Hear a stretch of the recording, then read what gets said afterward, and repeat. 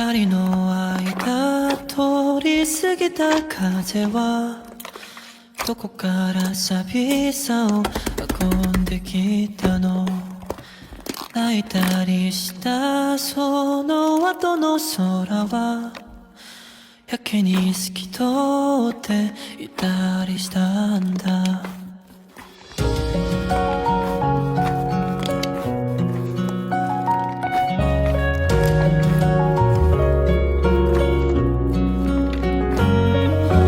いつも後かっていた父の言葉が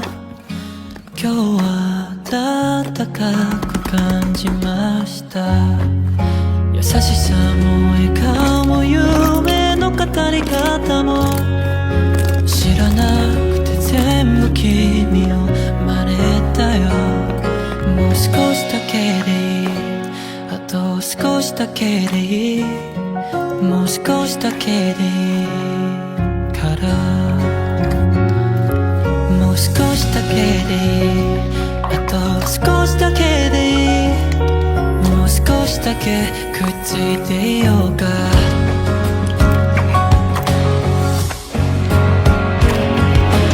僕らタイムフライヤー、時を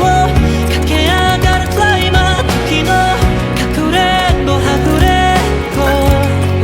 はもう嫌なんだ。嬉しくて泣くのは悲しくて笑うのは君の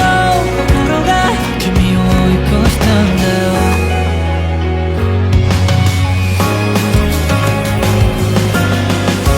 君のいない世界にも何かの意味はきっとあって、でも君のいない世界など夏休みのない8月のよ、君のいない世界など笑うことないサンタのよ、君のいない世界など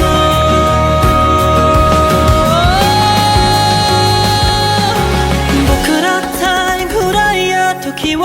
駆け上がるクライマー、時のかくれんぼはぐれんぼ